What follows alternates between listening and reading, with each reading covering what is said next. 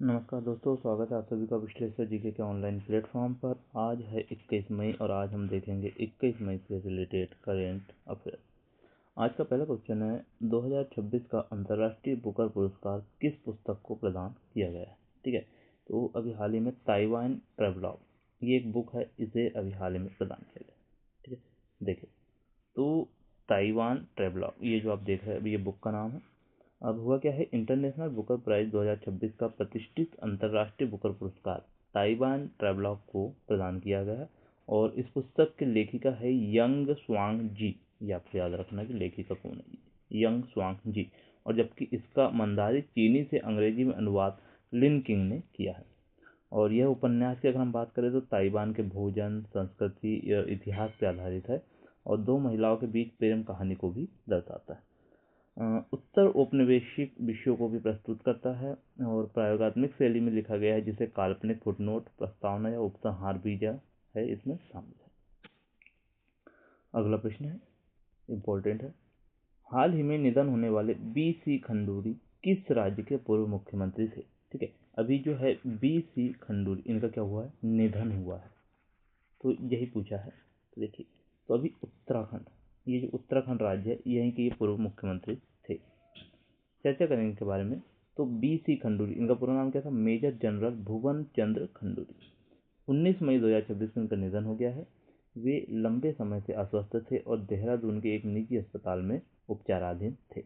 वे उत्तराखंड के पूर्व मुख्यमंत्री थे, भारतीय जनता पार्टी के वरिष्ठ नेता थे और भारतीय सेना में मेजर जनरल के पद पर कार्य कर चुके थे। स्वच्छ और ईमानदार छवि के राजनेता के रूप में भी ये प्रसिद्ध थे। कौन थे, बी.सी. खंडूरी। चलिए, अगला प्रश्न है, मोस्ट इम्पोर्टेंट क्वेश्चन, तो क्योंकि अभी जनजाति गरिमा उत्सव का आयोजन चल रहा है, जनजाति गरिमा उत्सव,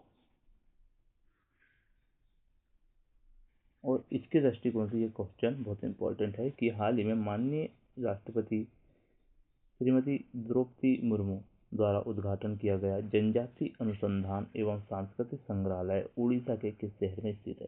ठीक है, तो अभी एक नया संग्रहालय इन्होंने क्या किया है, उद्घाटित किया है और ये है राउरकेला में, उड़ीसा के राउरकेला में।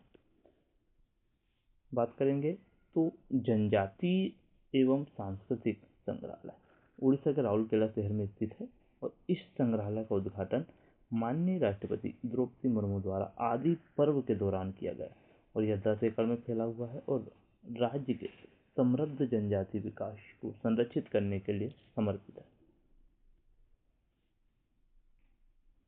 अगला क्वेश्चन है, इंपॉर्टेंट क्वेश्चन, तीसरा नॉर्डिक भारत शिखर सम्मेलन कहाँ आयोजित किया गया। ठीक है, तो अभी ओस्लो में, ये नॉर्वे की राजधानी है। ठीक है, नॉर्वे की। अच्छा हाँ, एक और बात, नॉर्वे और स्वीडन, ठीक है, ये दो देश, इनके द्वारा में अभी हाल ही क्या किया गया है, तो पीएम मोदी जो 5 देशों के आधिकारिक यात्रा पर है, यहाँ पर इन्हें क्या दिया गया है, सर्वोच्च अवार्ड जो उनके देश का होता है वह इन्हें प्रदान किया गया है। ठीक है, चलिए, तो इसकी डिटेलिंग की बात करें तो तीसरा नॉर्डिक भारत शिखर सम्मेलन नॉर्वे की राजधानी ओस्लो में आयोजित किया गया और इस सम्मेलन में प्रधानमंत्री नरेंद्र मोदी ने भाग लिया है, जहां नेताओं ने हरित प्रौद्योगिकी और नवाचार, रणनीतिक साझेदारी जैसे विषयों पर चर्चा की है। अगला प्रश्न है, ये छत्तीसगढ़ के लिए बहुत इंपॉर्टेंट क्वेश्चन है कि जन भागीदारी सबसे दूर सबसे पहले अभियान किस राज्य ने शुरू किया है। तो अभी छत्तीसगढ़ ने, किसने, छत्तीसगढ़ ने यह अभियान प्रारंभ किया। अच्छा, ये अभियान है क्या, इसके बारे में चर्चा करेंगे। तो जन भागीदारी सबसे दूर सबसे पहले एक राष्ट्रव्यापी अभियान है और इस अभियान की राज्य विशिष्ट शुरुआत करें तो इससे जनजातीय क्षेत्रों में सरकारी योजना और कल्याणकारी सेवाओं को प्रभावी ढंग से पहुंचाने के लिए मुख्य रूप से छत्तीसगढ़ सरकार द्वारा प्रमुखता से लॉन्च किया गया था। अच्छा, राज्य के दूर दराज जनजातीय गांवों में रहने वाली दूरस्थ आबादी तक सरकारी योजनाओं और आवश्यक सेवा जैसे स्वास्थ्य, शिक्षा, पोषण, सामाजिक सुरक्षा ये प्रभावी पहुंच सुनिश्चित करना इस अभियान का क्या है, उद्देश्य। अगला प्रश्न है, अक्टूबर 2026 में G20 विदेश मंत्रियों की बैठक किस देश में आयोजित है। ठीक है, आपको याद रखिए G20, तो ये G20 जो बैठक होने वाली है कहाँ होने वाली है? ये होने वाली है आपके अमेरिका में। ये कब होगी? अक्टूबर में होगी। तो देखिए, संयुक्त राज्य अमेरिका अक्टूबर 2026 में G20 विदेश मंत्रियों की बैठक की मेजबानी करेगा। अमेरिकी विदेश विभाग की घोषणा के अनुसार यह बैठक 30 से 31 अक्टूबर 2026 के बीच अटलांटा जॉर्जिया में आयोजित की जाएगी। कहाँ पर? अटलांटा। बहुत इंपॉर्टेंट है, आपको याद रखना, अटलांटा। अगला प्रश्न है, हाल ही में महिला सशक्तिकरण समिति का गठन किसकी अध्यक्षता में किया गया? ठीक, अध्यक्षता पूछा, ये नहीं पूछा कि अध्यक्ष किसे बनाया गया है ना, अध्यक्षता। तो अभी ओम बिरला जो आपके स्पीकर है, इनकी अध्यक्षता में एक समिति का गठन किया गया है। लोकसभा के अध्यक्ष ओम बिरला ने महिलाओं के सशक्तिकरण पर समिति का गठन किया है और लोकसभा की भाजपा सांसद दग्गुबाती पुंडेश्वरी को इस समिति का अध्यक्ष नियुक्त किया। देखिए, हमने पहले बता था किसकी अध्यक्षता में हुआ है और अध्यक्ष कौन बनाया। तो अध्यक्ष बनाया गया है डॉक्टर दग्गुबाती पुंडेश्वरी को, इनको अध्यक्ष बनाया गया है। ठीक है, और इस पैनल में लोकसभा से 18 और राज्यसभा से 10 सदस्य शामिल होंगे। और लोकसभा के सदस्यों में हेमा मालिनी, हरसिमरत कौर बादल, इकरा चौधरी और राज्यसभा से सुधा मूर्ति, पीटी उषा और स्वाति मालिवाल आदि ये शामिल इनको यहाँ पर किया गया। बहुत इंपॉर्टेंट क्वेश्चन है। अगला प्रश्न, 5वीं एशिया कप ब्रिज चैंपियनशिप 2026 का आयोजन किस राज्य में किया जाएगा? ठीक है, तो अभी हाल ही में ये किया जा रहा है आपके गोवा में। ठीक है, गोवा की राजधानी क्या है? पणजी। आपको याद रखना होगा। मुख्यमंत्री कौन है? प्रमोद सावंत। प्रमोद सावंत। ठीक है, चलिए, तो अभी गोवा में क्या होने वाला है इसके बारे में चर्चा कर लेते हैं। तो 5वीं एशिया कप ब्रिज चैंपियनशिप 2026 का आयोजन गोवा राज्य में किया जाएगा और इस प्रतिष्ठित प्रतियोगिता का आयोजन 21 जून से 27 जून तक पणजी के डोना पाउला स्थित ताज सिदादे डी गोवाजी में भारतीय ब्रिज महासंघ द्वारा किया जाएगा। 4 साल में एक बार होने वाले इस महाद्वीपीय आयोजन में भारत, चीन, जापान सहित एशिया और ओशिनिया से 20 से अधिक देशों के खिलाड़ी यहाँ पर हिस्सा लेंगे। नेक्स्ट क्वेश्चन है, 2025-26 प्रीमियम लीग का खिताब किसने जीता? ठीक है, तो अभी आर्सेनल।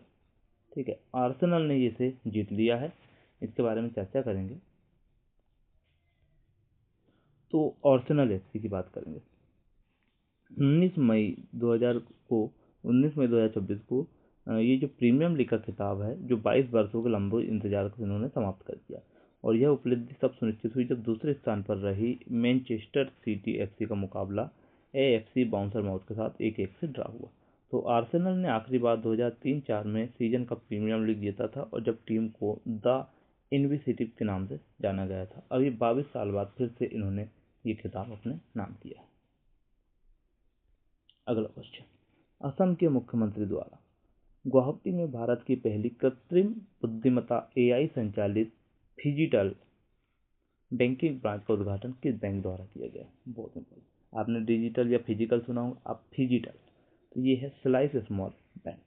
अब ये है क्या, इसके बारे में बात करते हैं। तो अभी स्लाइस स्माइल फाइनेंस बैंक ने क्या किया? तो असम के मुख्यमंत्री हेमंत बिश्व शर्मा ने गुवाहाटी में स्लाइस स्मॉल फाइनेंस बैंक की भारत की पहली एआई संचालित फिजिटल बैंकिंग की थोड़ा, अच्छा, फिजिटल मतलब फिजिकल प्लस डिजिटल। ठीक है, फिजिटल मतलब और डिजिटल, टोटल एआई बेस्ड की बात की है। इस शाखा की विशेषता क्या रहेगी? एआई आधारित ग्राहक सहायता, त्वरित खाता खुलना, digital KYC, smart loan processing और ग्रामीण एवं वंचित समुदायों तक बैंकिंग सेवा की पहुंच। ये इसका क्या रहने वाला भैया? ये इम्पोर्टेंट रूप से क्या रहने वाला है? इसके उद्देश्य रहने वाले।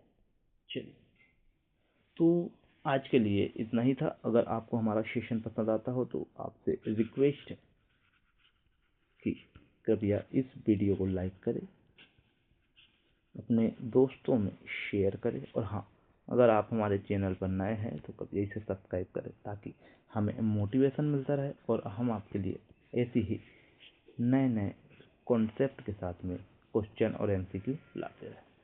तब तक के लिए जय हिंद, जय भारत, नमस्कार।